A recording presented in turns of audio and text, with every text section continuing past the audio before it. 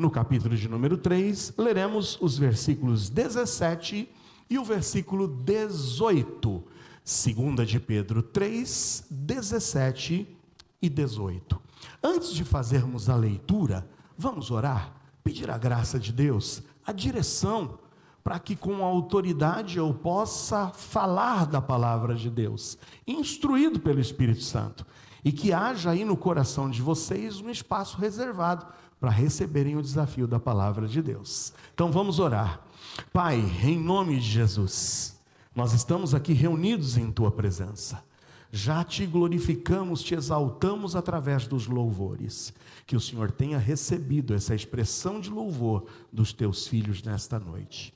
Mas agora, Senhor, chegamos num momento célebre em que a Tua palavra será lida, e nós queremos rogar que o Teu Santo Espírito nos dirija nesse tempo de estudo da Tua palavra. Queremos sair edificados, Senhor, transformados, e que esse tema seja realidade em nossas vidas, que a cada domingo possamos crescer na graça e no conhecimento de Jesus. E é no nome dele, do nosso Salvador Jesus, que oramos.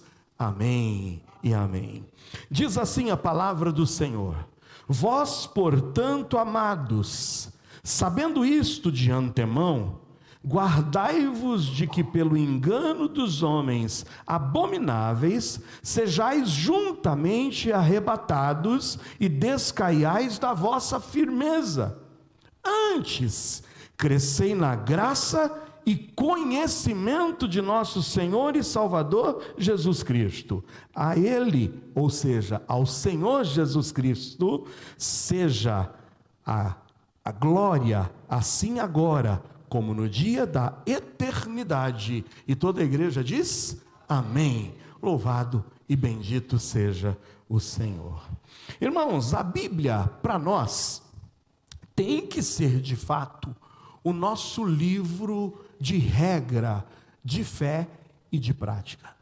A Bíblia tem que ser para nós palavra inspirada de Deus, inerrante, onde nós vamos buscar todo o subsídio necessário para que possamos crescer na graça, e isso vem de Deus para nós, graça, mas também no conhecimento de Jesus. E o conhecimento tem que ser a cada dia agregado. Precisamos buscar conhecer a Jesus, e vamos conhecê-lo, é claro, lendo essa palavra, mas nos relacionando com ele.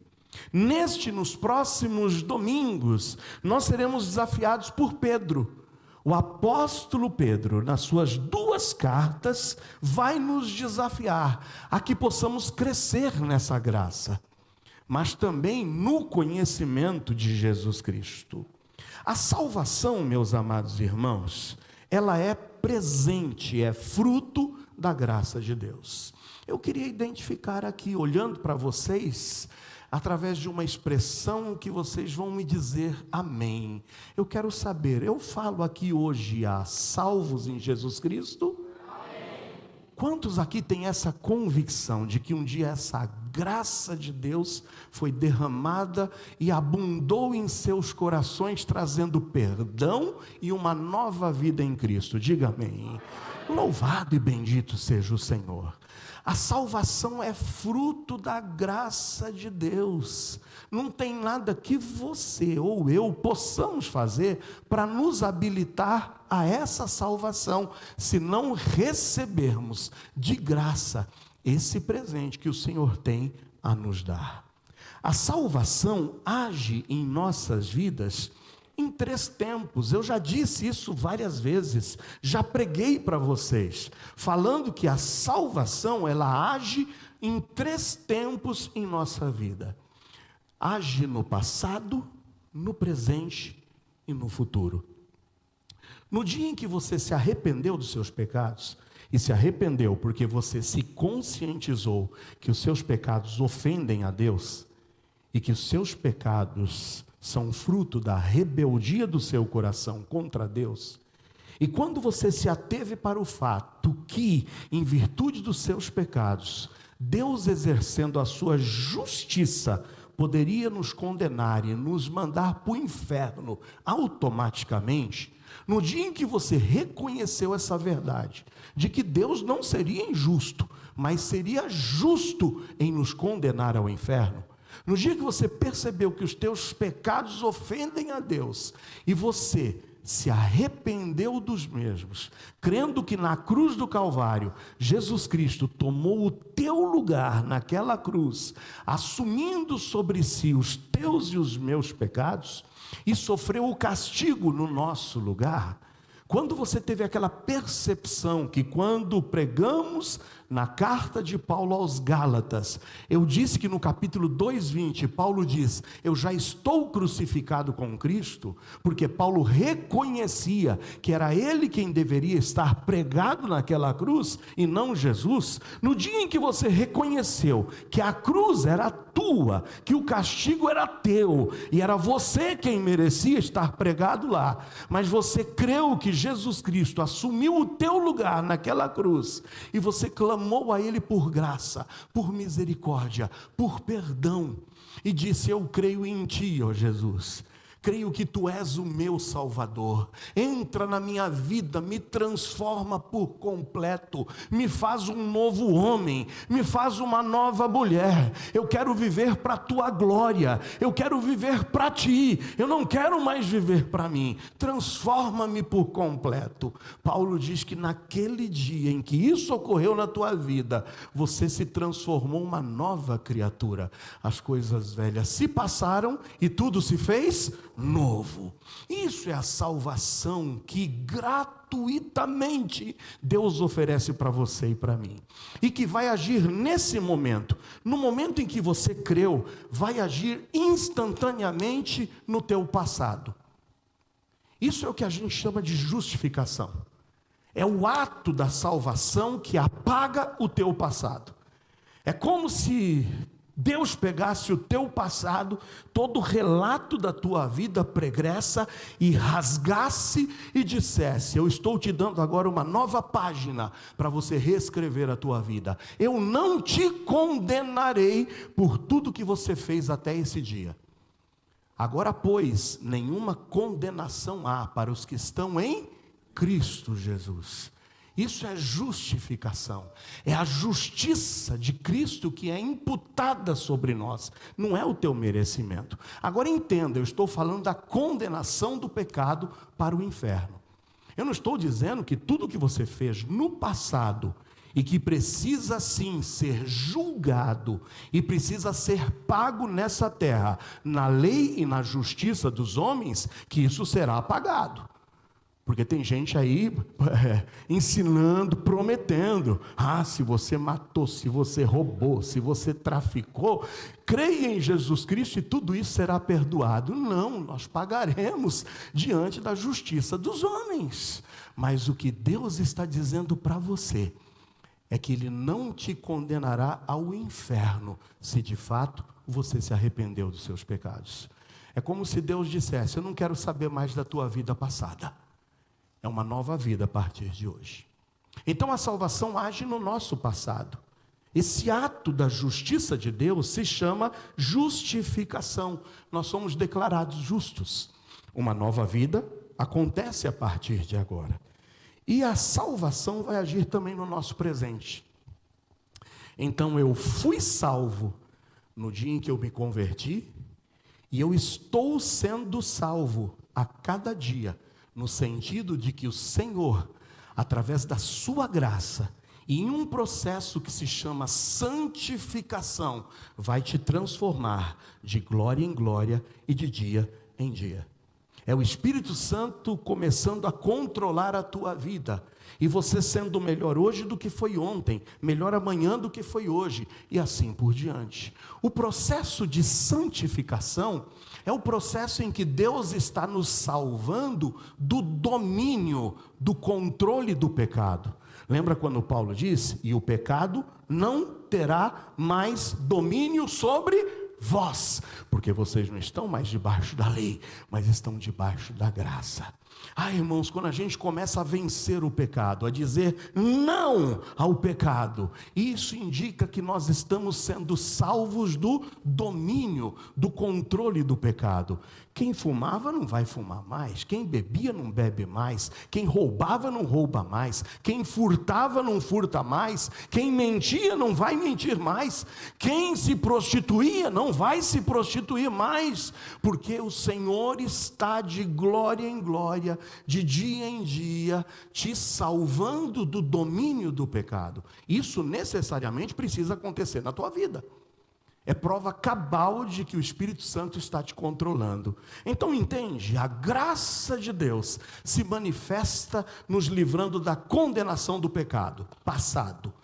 Mas a graça de Deus se manifesta nos salvando do domínio do pecado, santificação. Até que tudo isso, se consume na eternidade, quando enfim nós formos salvos da presença do pecado. Não mais haverá o pecado, o diabo será aprisionado, o diabo será lançado no lago de fogo e enxofre, todos os seus demônios juntamente com ele, todos os que rejeitaram a Cristo de igual modo, e nós gozaremos da eternidade com o Senhor na glória, onde não mais haverá choro, nem pranto, nem ranger de dentes, onde não mais haverá a presença do pecado, mas nós estaremos livres de uma vez por todas do mal. Isso se chama glorificação. Então a salvação se manifesta em 3 tempos. Ela me salva da condenação do pecado, justificação. Ela me salva do domínio do pecado, santificação. E ela me salva da presença do pecado, lá no futuro, na minha glorificação. Aquele glorioso dia, em que os que morreram em Cristo ressuscitarão. E nós, os que estivermos vivos, seremos juntamente com eles arrebatados, e nos encontraremos com o Senhor nas nuvens, e com Ele estaremos para todo o sempre. Amém ou não? Irmãos, eu precisei fazer essas considerações para que nós possamos abrir a carta de Pedro e entender como Pedro vai nos ensinar a nós crescermos nessa graça que opera na nossa salvação, nos tirando da condenação do pecado, que opera e deve operar na tua vida, na tua santificação. E como Pedro vai falar de santificação? Como Pedro vai nos exortar a vivermos uma vida em santidade? É o mesmo Pedro que diz: sede santos, porque o vosso Pai Celeste é santo. Por isso sejam santos em toda a vossa maneira de viver. Mas é o mesmo Pedro que vai nos falar da gloriosa esperança da volta de Jesus Cristo. E devemos estar firmes nessa esperança, sóbrios, aguardando o tão glorioso dia do retorno de Jesus Cristo.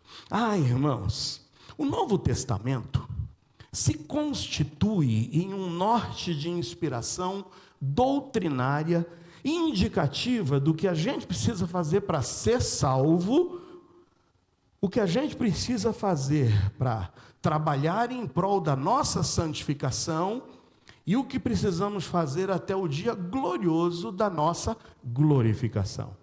A divisão do Novo Testamento, ela é didática e progressiva. É tremendo, quando a gente pega o Novo Testamento, ele começa com 4 evangelhos.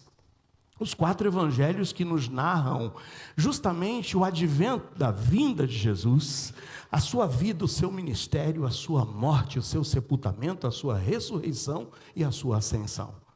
Mateus, Marcos, Lucas e João, 4 evangelhos que nos colocam aqui a par do que foi o ministério de Jesus. Após a ascensão de Cristo, nós temos a narrativa da história da igreja. Como é que a igreja se desenvolveu? Como é que ela se expandiu? Isso está narrado no livro histórico chamado de Atos dos Apóstolos. Depois de Atos, vem uma sequência de cartas. Irmãos, são 21 cartas, também chamadas de epístolas. Qual é a razão pela qual as cartas foram escritas? Senão para nos indicar de que forma a igreja deveria caminhar. Todo rol de doutrinas, de tradições, todo rol de indicativos do que você e eu precisamos fazer, estão nas cartas. 21 cartas. E tudo isso termina no livro profético do Apocalipse, livro fascinante. Mas dessas 21 cartas, 2 foram escritas pelo apóstolo Pedro. E é justamente essas 2 cartas que nós daremos destaque neste e nos próximos domingos. As 2 cartas de Pedro são classificadas como cartas gerais ou universais. O que isso significa? Que elas não foram escritas para nenhuma igreja ou nenhuma pessoa em particular. Mas como nós vamos ver aqui, ela foi endereçada aos crentes em geral, principalmente aqueles que estavam dispersos pela região da Ásia Menor. Mas essa carta pode ser lida por você e por mim hoje como um compêndio de doutrina, para que possamos, como foi a vontade de Pedro, a que você e eu pudéssemos crescer na graça e no conhecimento de Jesus Cristo. Portanto, irmãos, conhecer a carta de Pedro, e mais especificamente, conhecer um pouco da história da igreja, é conhecer a história da graça de Deus. E eu quero saber se você está preparado para embarcar nessa viagem comigo, estudando neste e nos próximos domingos as cartas de Pedro. Amém ou não? Quer aprender? Quer hoje crescer na graça e no conhecimento de Jesus? Então vamos, desculpe a redundância, vamos começar no começo. Então vai lá agora na primeira carta, abra sua Bíblia na primeira carta de Pedro. Hoje a mensagem terá 2 pontos, só 2 pontos, 2 reflexões. Hoje é só introdução. Então as 2 reflexões estarão presentes nos versículos de 1 a 5. Abriu a sua Bíblia? Primeira carta de Pedro agora, tá? Primeira de Pedro, capítulo de número 1, nós leremos dos versículos 1 até o versículo de número 5. Diz assim a palavra do Senhor: Pedro, apóstolo de Jesus Cristo, aos estrangeiros dispersos no Ponto, Galácia, Capadócia, Ásia e Bitínia, eleitos segundo a presciência de Deus Pai, em santificação do Espírito, para a obediência e aspersão do sangue de Jesus Cristo. Graça e paz vos sejam multiplicadas. E vamos dar um tempinho nesses primeiros 2 versículos.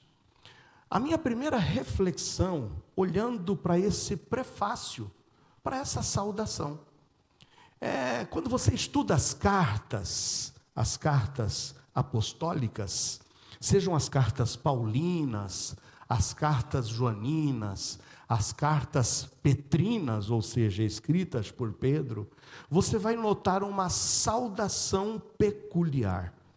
A saudação sempre é contida de uma apresentação de quem está escrevendo a carta, a apresentação do remetente. Então, ao pegar a carta naquela época, você já sabia quem estava te enviando a carta. Então, vinha nesse prefácio a apresentação do remetente. Vinha depois a quem ela se destinava, quem é o destinatário da carta. E depois vinha, então, uma saudação. E a saudação que nós vamos ver aqui é uma saudação apostólica constante e presente em várias das cartas apostólicas, que é a junção de 2 palavras, uma palavra grega, charis, ou seja, graça, e uma palavra hebraica, shalom, que significa paz. Então sempre veremos essa saudação quase que constante, graça e paz. Mas graça e paz da parte de quem? De nosso Senhor Jesus Cristo. graça na qual nós precisamos crescer, e conhecimento que de igual modo também precisamos crescer, na pessoa de Jesus Cristo. Então a minha primeira reflexão, olhando para esse prefácio, olhando para essa saudação, se você gosta de anotar, anote a primeira reflexão que faremos, é de que a graça de Deus se revela através das circunstâncias. Mais uma vez eu vou repetir essa rápida reflexão. A graça de Deus se revela através das circunstâncias. O que é uma circunstância? A circunstância é aquilo que caracteriza o estado atual das coisas. É uma conjuntura, é um contexto, é uma ocasião específica, é um propósito, um fundamento ou uma situação determinada. O que eu quero dizer para vocês é que a graça de Deus, a cada dia, se manifesta a você e a mim e a todos os homens em torno das circunstâncias. Não importa a conjuntura a que você esteja sendo submetido, não importa o que você esteja vivendo agora, eu quero que você saiba que a graça de Deus se manifesta em todas as circunstâncias de sua vida. Não há um momento em que nós estejamos privados dessa graça, mas a graça de Deus está presente na tua e na minha vida, em todas as circunstâncias. Eu começo olhando para a vida do autor. Quem é o autor da carta? Não temos dúvidas de quem é o autor. Ele se apresenta nominalmente. Ele começa dizendo: Pedro, apóstolo de Jesus Cristo. Se nós duvidarmos que essa carta seja de Pedro, nós estamos colocando em dúvidas o conteúdo da palavra de Deus. Será que eu poderia acreditar num livro, num texto, em uma porção de palavra como sendo inspirada por Deus, se houvesse uma falha naquele que se identifica como sendo o autor? Então não há como duvidarmos, e não podemos duvidar de que de fato quem escreveu essa carta seja Pedro, apóstolo de Jesus Cristo. Não há dúvidas. Como que se deu a chamada de Pedro? Alguém se lembra? Quem era Pedro? Pescador. E também pecador, né? Dá para fazer um jogo de palavra. Pecador, pescador. Ou um pescador, pecador. Mas Pedro era pescador. Vamos dar uma olhadinha como é que foi a chamada dele por Jesus Cristo? Vamos lá no Evangelho de Mateus? Vai comigo lá. Capítulo 4, leremos dos versículos 17 a 20. Evangelho de Mateus 4, 17 a 20. E vamos fazer algumas considerações iniciais sobre essa verdade que eu lhes passei, de que a graça de Deus se revela através das circunstâncias. Diz assim a palavra do Senhor no Evangelho de Mateus 4, de 17 a 20. Desde então começou Jesus a pregar e a dizer: arrependei-vos, porque está próximo o reino dos céus. Em que se pautava a mensagem de Jesus? No arrependimento. E não há evangelho sem que o pecador não seja confrontado acerca da necessidade do arrependimento. No versículo 18 diz que Jesus, andando junto ao mar da Galileia, viu a dois irmãos, Simão, chamado Pedro, e André, seu irmão, que lançavam a rede ao mar, porque eram pescadores. E disse-lhes: vinde após mim, e eu vos farei pescadores de homens. Então eles, deixando logo as redes, o que fizeram? Seguiram. Olha que chamada peculiar. Pedro e André eram dois irmãos, pescando, eles viviam da pesca. Alguns relatos antigos apresentam a possibilidade, inclusive, de Pedro e seu irmão serem empresários nessa área de pesca. Até porque a casa da sogra de Pedro, que foi descoberta entre as ruínas, era uma casa de um bom porte, lá na cidade, ali próxima ao mar da Galileia, em Cesareia. Então era uma casa de um bom porte, e acreditava-se que a vida de Pedro era uma vida até razoável para a época, vivendo da pesca. Mas tudo isso são conjecturas, e a gente não vai se ater a isso. O que a gente olha pelo texto bíblico é que ele era um pescador junto com seu irmão. E uma peculiaridade foi notada aqui, junto ao mar da Galileia, que depois de Jesus chamar a Pedro e seu irmão André, e de pronto eles deixarem as redes e o seguirem, mais para frente depois, Jesus se encontra com outros 2 irmãos, João e Tiago, que também viviam da pesca. E o mesmo convite é feito a eles, e de igual modo eles o seguem. Então olha que interessante, os 4 primeiros discípulos de Jesus eram o quê? Pescadores. Eu não sei o que você acha da pesca, mas naquela época era caso de vida ou morte. A alimentação básica de todas as pessoas às margens daquele mar da Galileia era a base de peixe. Era uma alimentação rica para eles, mas que exigia deles muito suor e muita disposição. Vocês se lembram de um grande milagre, que foi o milagre da pesca milagrosa, que foi realizada quando os pescadores haviam pescado uma noite inteira e não tinham catado nem sequer um peixinho? E vai Jesus lá e diz: não, volta agora de novo. Eles estavam lavando as redes e Jesus fala: volta agora e lança agora a rede do outro lado. Eles cansados estavam, mas obedeceram à voz do Senhor. Foram, lançaram as redes, e a Bíblia diz que foram tantos peixes que quase que o barco ia a pique. E não somente eles foram abençoados com aquela pesca maravilhosa, mas todos os outros pescadores que por ali estavam, sem pescar nada, também foram abençoados. Você consegue perceber no seu dia a dia, quantos aqui trabalham? Diga amém. Você consegue perceber a graça de Deus na sua vida, no seu trabalho? Você consegue reconhecer isso ou não? Ou você só tem reclamado da tua vida e do teu trabalho?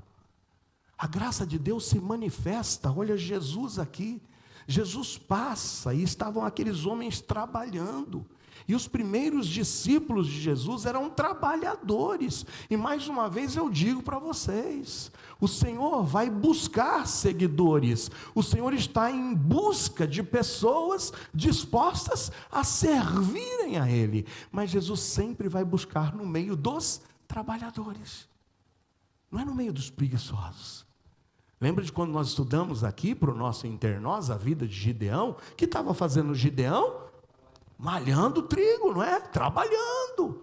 Eu disse para vocês que o homem, antes de receber a bênção da mulher lá no Éden, ele precisou aprender acerca da necessidade de quê? Do trabalho. Você consegue enxergar a graça de Deus no teu trabalho? Você consegue enxergar que Deus está presente, que Jesus está contigo no teu trabalho? Como Jesus estava presente com esses homens. Isso é graça de Deus. Jesus passar por ali, onde eles estavam trabalhando, e talvez você pense: como eu queria que Jesus passasse no meu trabalho, mas Jesus está contigo, meu amado, Ele não te abandona em momento algum. Jesus está presente contigo, para te dar forças, para aqueles momentos em que você talvez esteja pensando: amanhã é segunda-feira, eu vou ter que encarar de novo aquele patrão, aquela patroa, eu vou ter que encarar aqueles meus companheiros. É você sair daqui com graça de Deus, e saber que o Senhor está contigo para te fortalecer, para te ajudar. A graça de Deus está em todas as circunstâncias, inclusive no teu trabalho, inclusive nas tuas atividades. Isso é o que a gente chama, e que eu já preguei para vocês, da tal da graça comum da vida. O Senhor está te abençoando, a você que não disse sim e nem amém em nenhuma das ocasiões, quando disse: você é salvo, você já se arrependeu, você já creu em Jesus, e você talvez não tenha respondido amém, porque você não tem convicção da tua salvação. Eu quero que você saiba que a graça de Deus também está presente contigo, a cada dia. É uma graça dispensada por Deus a todos os homens, sem exceção. Sabe, irmãos, todos nós mereceríamos a justa condenação ao inferno. Lá em Romanos 3:23 diz que todos pecaram, e porque pecaram, separados estão da glória de Deus. Deus não teria que nos dar nada, Deus não teria que nos abençoar com nada, Ele estaria sendo justo se nos aniquilasse. No entanto, Olha o que diz em Mateus 5,45. Olha que texto lindo. Ainda que sejamos merecedores de morte, Deus é misericordioso para com todos os homens. Olha o que diz em Mateus 5,45. Porque faz que o seu sol se levante sobre quem? Maus e bons. Tem mal aqui? Diz amém. Não. Tem bom aqui? Amém. Tem mais ou menos aqui? Porque eu não vi nem amém no bom nem no mal. Acho que o pessoal está falando, não, pastor, não é tanto assim.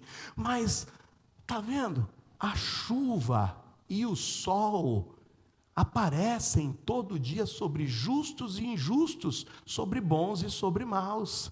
Você já viu a chuva caindo só na lavoura do crente, do fiel a Deus, e não caindo na lavoura do outro? A chuva cai para abençoar a lavoura de um e do outro. Mas da mesma forma que também a chuva torrencial cai também sobre justos e injustos. Eu sei que às vezes nos dá um parafuso quando a gente vê acontecendo coisas como aconteceu lá no Rio Grande do Sul. Eu compartilhei com vocês a situação de algumas das nossas igrejas lá. E talvez você estivesse pensando, poxa, uma igreja, por que Deus não protegeu as igrejas? Porque, irmãos, todos nós estamos sujeitos às circunstâncias e às contingências da vida, sejam os bons ou sejam os maus. E nós não estamos aqui para esperar que o Senhor crie uma redoma em torno de nós, nos protegendo e nos impedindo de que nós vivenciemos circunstâncias da vida. Mas o que o Senhor quer é que nas circunstâncias da vida nós possamos enxergar a graça dele sobre nós. Amém ou não? Seja até mesmo nas tragédias. Amados irmãos, em Lucas 6,35, veja outro texto interessante. Lucas 6,35.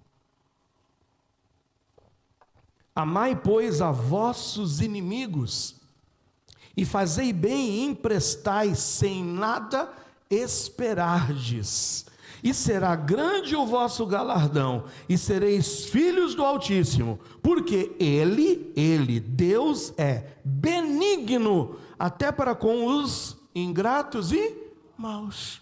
Você consegue entender que eu disse para vocês que a graça de Deus se revela através das circunstâncias da vida? Tanto na vida de um Pedro que estava pescando, que se encontra com Jesus e decide segui-lo, como também na vida, como a gente vai ver, do oposto, dos destinatários da carta, a quem Pedro escreve. Eu quero reforçar mais uma vez que a graça comum de Deus, a graça comum dada a todos os homens e dispensada tanto a bons como a maus, é uma graça que vai contra o que nós acharíamos que deveria ser o mais adequado que Deus fizesse. Talvez você se levantasse e falasse que Deus destruísse a todos os homens. Mas quando a gente pensa que os outros a quem nós odiamos, os outros a quem nós rechaçamos, os outros a quem nós rejeitamos, não merecessem viver, nós estamos nos esquecendo de que nós mesmos somos de igual modo pecadores e não mereceríamos viver. Mas Deus, por sua graça, poupou-nos a ti e a mim. Há uma graça comum, uma graça dispensada por Deus, pautada na sua misericórdia, que faz com que justos e injustos convivam, permaneçam. Porque, amados irmãos, a nossa bendita e gloriosa esperança não está simplesmente nesta vida, mas está na eternidade, amém ou não? Lá nós sabemos que a nossa salvação, que um dia operou no nosso passado, e que está operando no nosso presente, operará definitivamente no nosso futuro. Ah, irmãos, todos nós, de igual modo, também somos alcançados por essa graça, a graça de Jesus em nosso trabalho, em nosso lazer, ou em qualquer outra circunstância de nossas vidas. Então eu quero que você hoje, em primeiro lugar, saiba que a graça de Deus se manifesta em toda e qualquer circunstância, e que você saia daqui hoje decidido a agradecer a Deus por sua graça. Você está vivo? Você está empregado? Dê graças a Deus. Não importa a circunstância, agradeça a Deus. Porque enquanto estamos vivos, há para nós esperança, e esperança de dias melhores.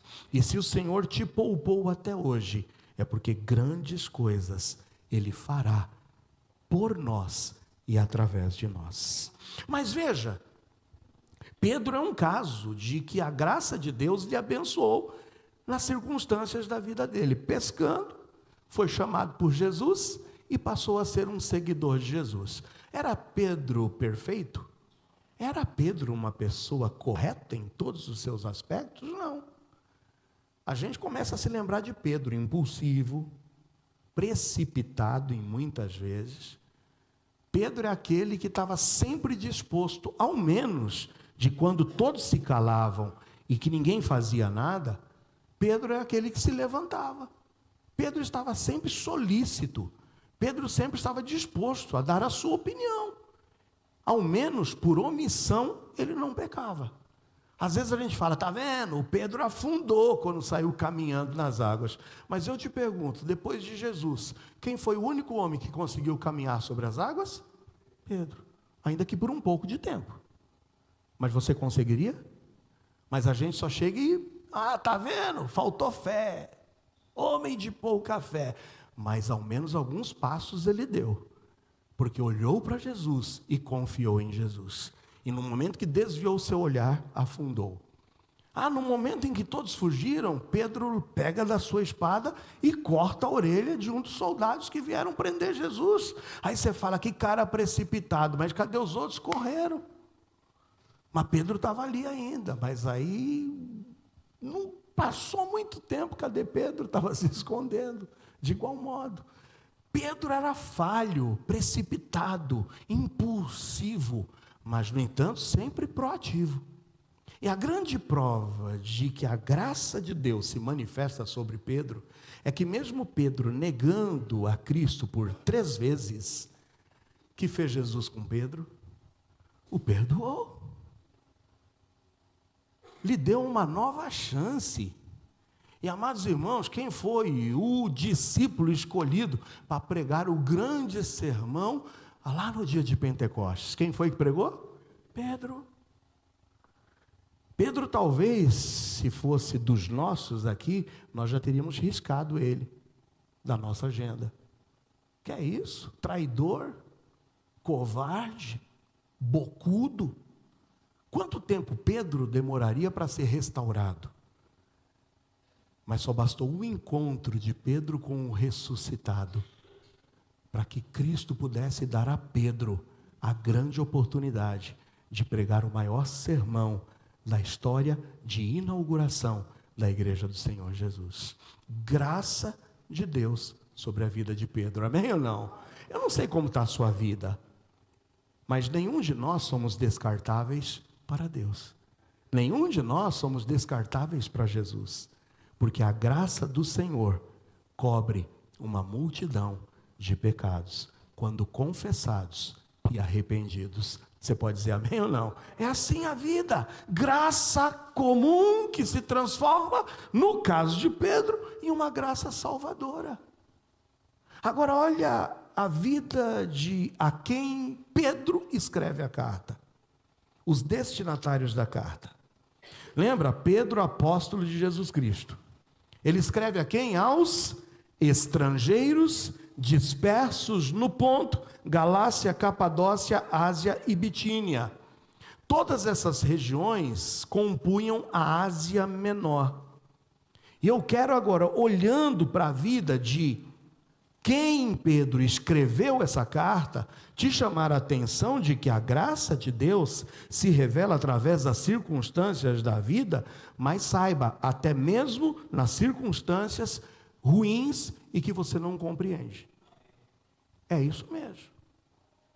Ah, que vida desgraçada, não diga isso. Porque a graça de Deus continua sobre a sua vida. Desgraçado é sem graça, é privado da graça. A graça de Deus se manifesta a cada dia nas circunstâncias, quando o sol nasce, quando a chuva cai, sobre bons, sobre maus, sobre justos e sobre injustos. Dê graças a Deus, inclusive pelas circunstâncias que você não consegue compreender.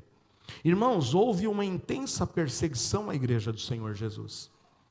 Esses crentes estavam dispersos, sabe o que é isso? Espalhados por toda a Ásia Menor. Como é que começou essa perseguição? Está claro no livro de Atos, no capítulo 8, no versículo 1. Veja o que diz em Atos 8, 1. E também Saulo consentiu na morte dele. Na morte dele quem? De Estevão. Vocês se lembram? O capítulo 7 nos fala sobre o apedrejamento de Estevão. Estevão era um dos 7 diáconos escolhidos pelos apóstolos para que pudessem ajudar no trabalho da igreja que estava crescendo em Jerusalém. Ele foi apedrejado, ele foi morto. E quem é que consentiu na morte dele? Saulo.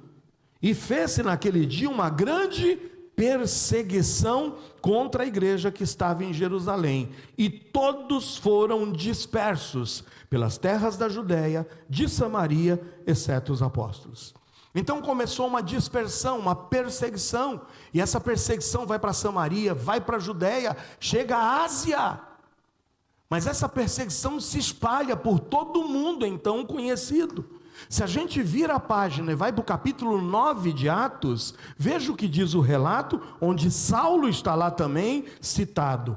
E Saulo, respirando ainda ameaças e mortes contra os discípulos do Senhor, dirigiu-se ao sumo sacerdote e pediu-lhe o quê? Cartas para Damasco. A gente já está falando na Síria. Olha onde a perseguição chegou: Samaria, Judéia, Ásia Menor, Síria. E Saulo pede cartas para as sinagogas, a fim de que se encontrasse alguns deste caminho. E qual era o caminho? O caminho anunciado por Jesus Cristo, do arrependimento. Quer homens, quer mulheres, os conduzisse presos a Jerusalém. Irmãos, essa circunstância adversa, leia-se perseguição, sabe o que trouxe para a igreja? Declínio, foi isso? Sabe o que trouxe para a igreja? Crescimento. Talvez você não entenda o porquê da perseguição, talvez você não entenda o porquê da circunstância adversa, talvez você não entenda porquê que as coisas estão dando erradas na sua vida. Mas a graça do Senhor está presente em todas as circunstâncias da tua vida, mesmo naquelas que você ainda hoje e agora não entende. Há um provérbio que diz que o sangue dos mártires foi a semente da igreja. O sangue dos mártires, daqueles que foram mortos nas perseguições, foi o que regou o chão para que a semente da igreja pudesse brotar. Tem um dos cânticos muito cantados e entoados nos últimos tempos, cujo título é Estamos de Pé. Já ouviram esse cântico? E o refrão dele diz assim: perseguidos, mas não abandonados, abatidos, mas não destruídos, porque estamos de pé. Não caminhamos pelo que vemos, o que nos move é o que nós cremos. Nação santa, somos a igreja, vivemos por fé e estamos de pé. A perseguição não parou a igreja. O Coliseu não parou a igreja. Os leões não pararam a igreja do Senhor, porque o inferno não pôde prevalecer. Vamos avançar, não vamos parar de crescer, porque ninguém pode parar a igreja do Senhor. Você pode dizer amém ou não? É assim, irmãos. Você não consegue enxergar que a graça de Deus está presente em todas as circunstâncias da vida? Talvez você ache gostoso só ver a circunstância do autor, que era Pedro. Pedro deixou a pesca e foi ser pescador de homem, foi ser discípulo de Jesus. E talvez você diga, que bênção, que circunstância maravilhosa, ser visitado por Jesus e Jesus me chamar a segui-lo. Mas a circunstância desses forasteiros, desses eleitos, desses estrangeiros, dispersos, perseguidos, é uma circunstância que talvez você não consiga enxergar Deus. Mas eu continuo te reafirmando que a graça de Deus está presente em todas as circunstâncias, sejam elas boas ou sejam elas más. Você pode dizer amém ou não? Porque a perseguição trouxe o quê? Senão o crescimento à igreja. Trouxe o crescimento, e é porque eles foram perseguidos, mas não abatidos, que o evangelho chegou até nós hoje. Se eles tivessem fracassado, tivessem abandonado a fé, tivessem virado as costas para o Senhor, nós hoje não teríamos tido conhecimento da verdade. Irmãos, a fé cristã em sua primeira dificuldade provou ser mais forte do que a morte em sua forma mais assustadora. E o inimigo foi testemunha disso, e o inimigo sempre se lembrará que quando Cristo chamou o próprio Pedro e disse: Pedro, sobre essa pedra, sobre essa tua declaração de que eu sou o Cristo, o Filho do Deus vivo, eu vou edificar a minha igreja, e as portas do inferno não prevalecerão contra ela, amém ou não? E não prevalecerão. A igreja do Senhor continuará viva, continuaremos avançando, independentemente das circunstâncias. Se você está fraquejando diante das circunstâncias adversas, se você está fraquejando diante de uma perseguição, diante de uma oposição, hoje o que o Senhor quer é que você cresça na graça e no conhecimento de Jesus, e que saiba que em nenhum dos momentos Ele te abandonará, mas a igreja, que é você, prosperará para a honra e glória do Senhor Jesus. Como a nuvem que voa com o vento, levando a sua chuva fresca a terras secas, assim os discípulos foram expulsos de Jerusalém pela tempestade da perseguição, levando as águas da vida às almas sedentas de terras distantes. Não há dúvidas de que a graça de Deus se revela através das circunstâncias, e mesmo em circunstâncias de perseguição. A minha segunda e última reflexão: nós aprendemos no início que a graça de Deus se revela através das circunstâncias. Mas a segunda e última reflexão é que a graça de Deus se revela através das circunstâncias, gerando salvação. Então a graça se revela a todos os homens, bons e maus, bons e ruins, não importa. Mas a graça se revela em todas as circunstâncias. Se você é salvo, lavado e remido pelo sangue do Cordeiro, está passando por adversidades, a graça de Deus se revela contigo, mesmo nas adversidades. Fique firme, e é o que Paulo vai nos ensinar. E não cabe a nós ampliarmos mais o assunto hoje, mas ampliaremos no tempo oportuno, quando olharemos e veremos que até mesmo no sofrimento e nas perseguições, devemos levantar as mãos aos céus e dizer: muito obrigado, Senhor, e nos alegrarmos por sermos perseguidos pela verdade do Senhor. Irmãos, mas a graça de Deus se revela através das circunstâncias, gerando salvação. Deus é tão amoroso e estende favor a todos sem distinção. Nós sabemos que essa graça comum que ele estende a todos os bons e maus, a justos e injustos, é insuficiente para a salvação. É somente uma prova de que ele é bom e que permite que até os injustos e os maus sobrevivam, para que, quem sabe, possam ser tocados pela graça salvadora e se arrependerem de seus pecados enquanto é tempo.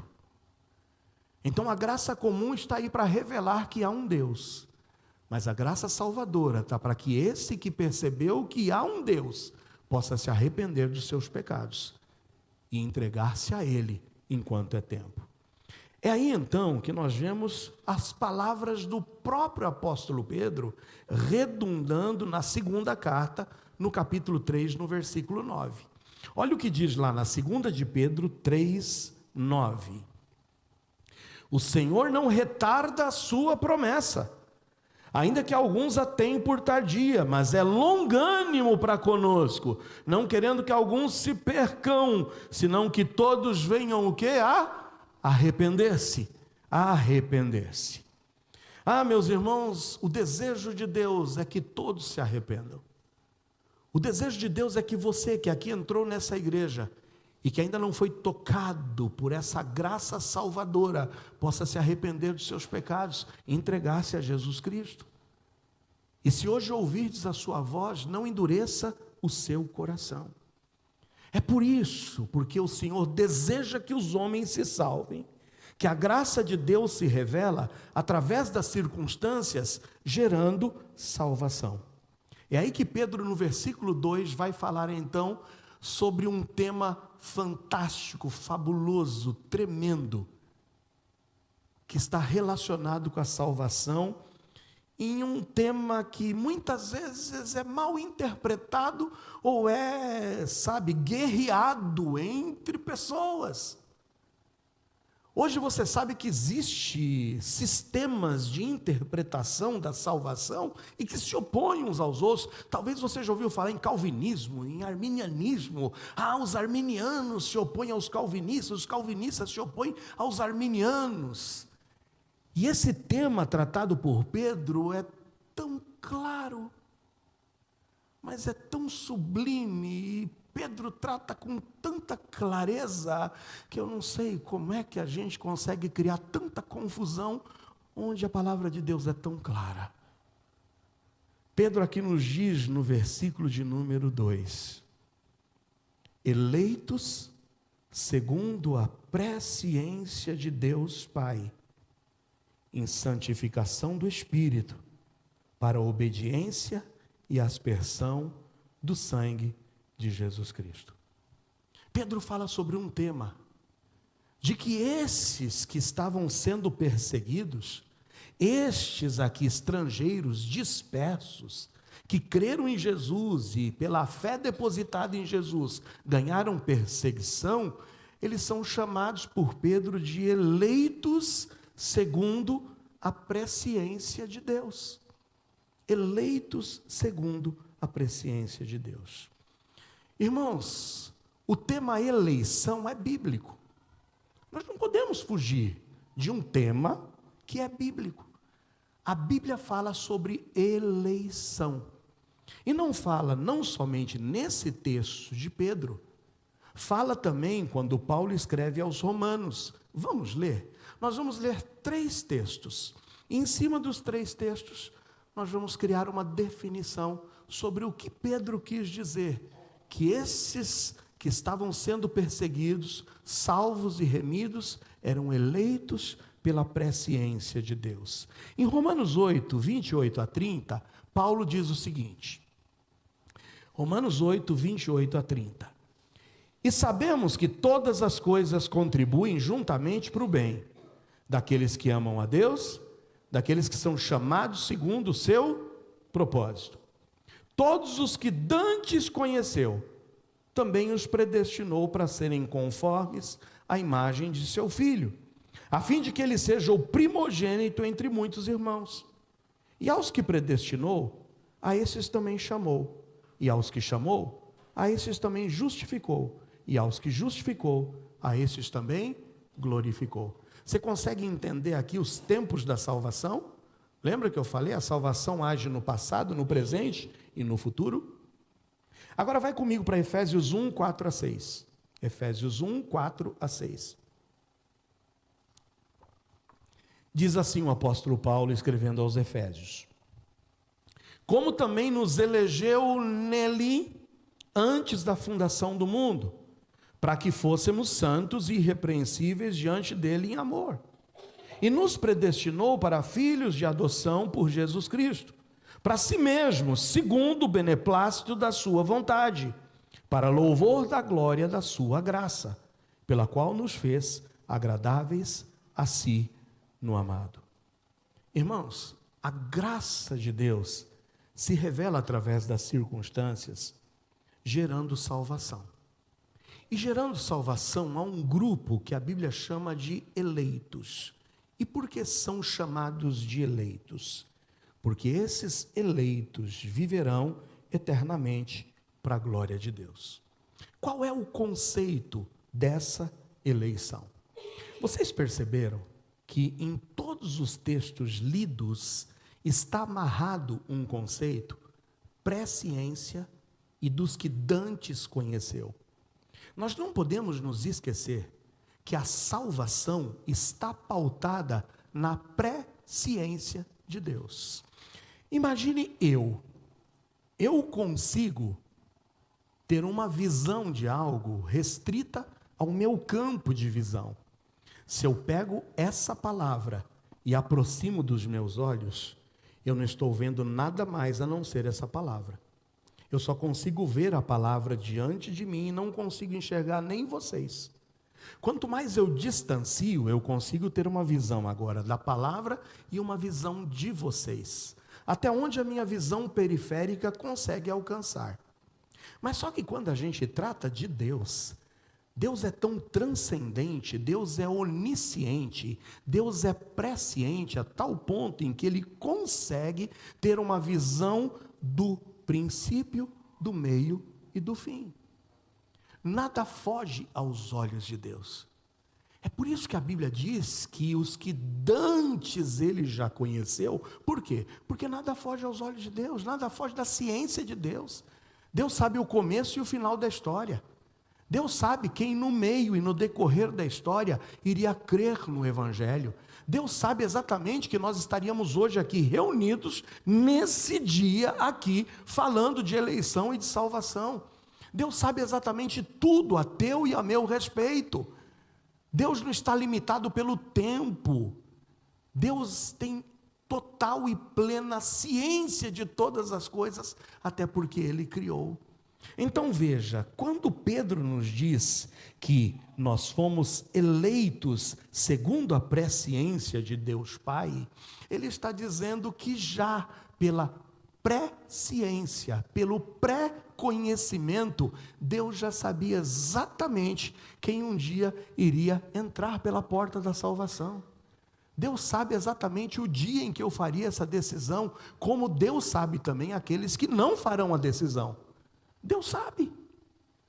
Mas uma coisa é que nós entramos em discussões que nós não conseguimos medir acerca do conhecimento de Deus. Nós só podemos chegar até onde Deus revela. E o que Deus nos revela é que Ele sabe de todas as coisas. Ele sabia exatamente o dia em que Gustavo se converteria. Ele sabe exatamente o dia em que Eduardo se converteria. Ele sabe exatamente o dia em que eu me converteria. Como Ele sabe exatamente o dia em que Antônio, João e Pedro não se decidirão, e não adianta, eles não farão essa decisão. Mas não é que Deus influencia, não é que Deus fez uma lista, não é que Deus já chegou e falou, bom, deixa eu colocar aqui, Alexandre vai, deixa eu ver, Geraldo não vai, eu não quero Geraldo lá, Douglas talvez, vou dar um tempinho para ver se eu escrevo, João sim, Filomena não vai, Vera, não, misericórdia, não quero Vera lá.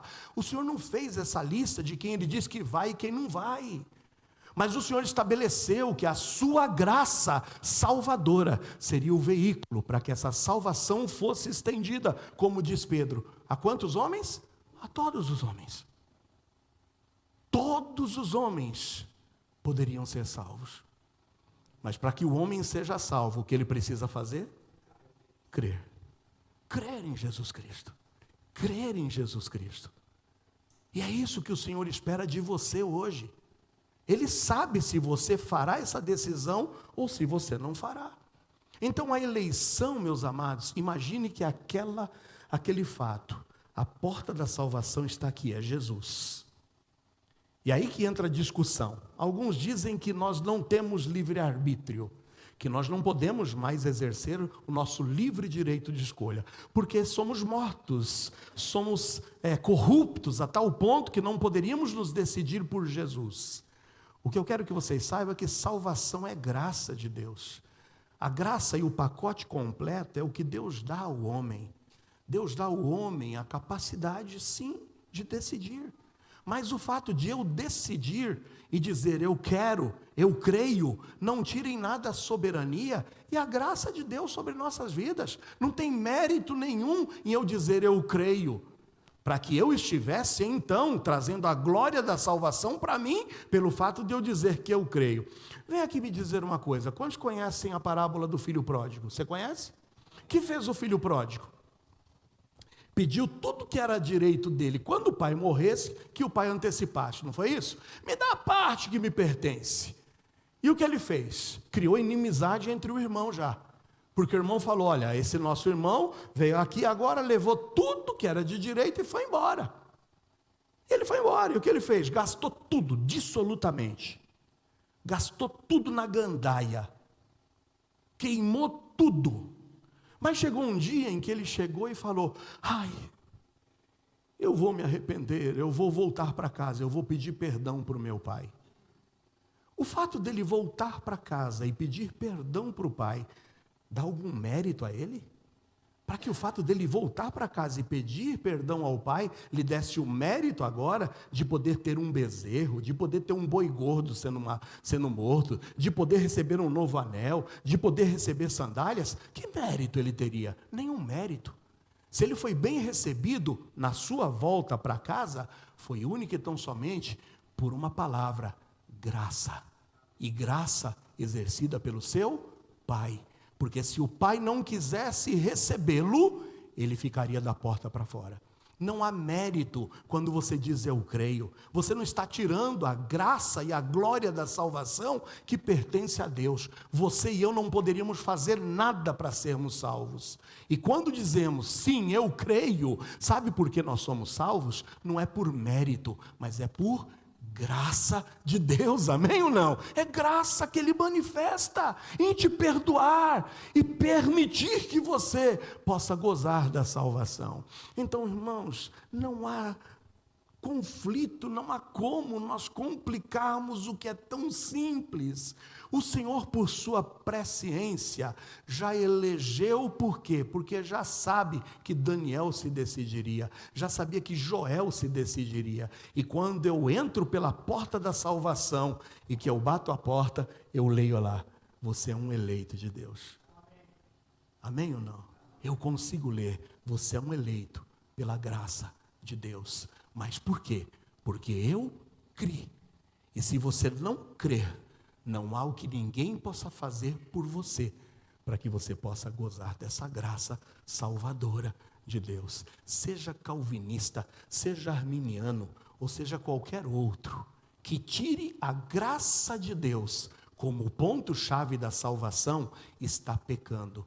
Porque não importa, irmãos, em momento algum, jamais do púlpito dessa igreja, vocês verão o pastor Joel dizer que nós somos salvos por outro veículo que não seja a graça de Deus. Porque pela graça sois salvos. E é por meio da fé. Isso não vem de vós. O pacote todo é proveniente de quem? De Deus. Para que vocês não se gloriem. Mesmo a fé, essa fé salvadora, é dom, é presente de Deus. Não vem de mim, não vem de nós, mas é presente de Deus. Então a eleição está aqui. Dita por Paulo que os que dantes conheceu, por quê? Por sua presciência, elegeu e predestinou.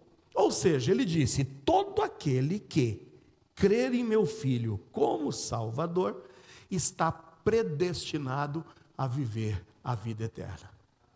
todo que crer está predestinado. O que creu é predestinado. Mas não é predestinado sem que não creia. Eu preciso crer para que eu seja predestinado, para que eu seja um eleito. E hoje talvez é o que está faltando para você. É crer na palavra de Deus. É crer na mensagem do Evangelho. A decisão de se humilhar, de se arrepender, não é meritória. Até mesmo os crentes arrependidos e, humilhando-se diante de Deus, ainda assim mereceriam o castigo eterno, caso Deus não fosse gracioso e nos perdoasse. Não há nada que nós pudéssemos fazer para gozar dessa graça e dessa bênção da salvação. Por isso que se você é um eleito, ou seja, creu em Jesus, o que resta para você é o restante do versículo 2. Tudo isso é para a obediência.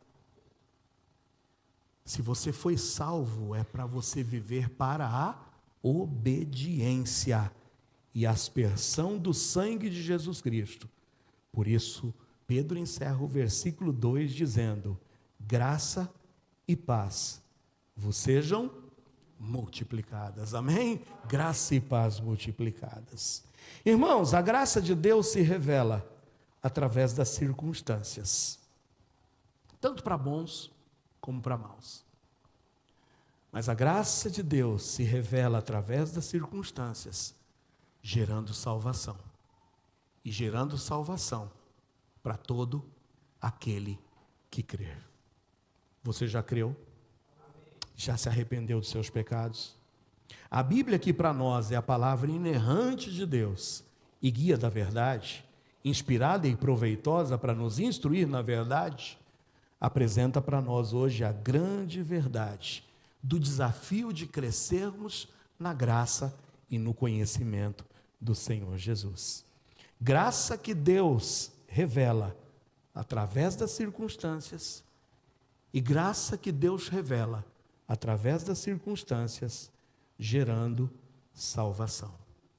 Eleitos, segundo a presciência de Deus Pai, em santificação do Espírito, para a obediência e aspersão do sangue de Jesus Cristo. Por isso, graça e paz vos sejam multiplicadas em nome de Jesus. Curva a sua cabeça. Alguém aqui presente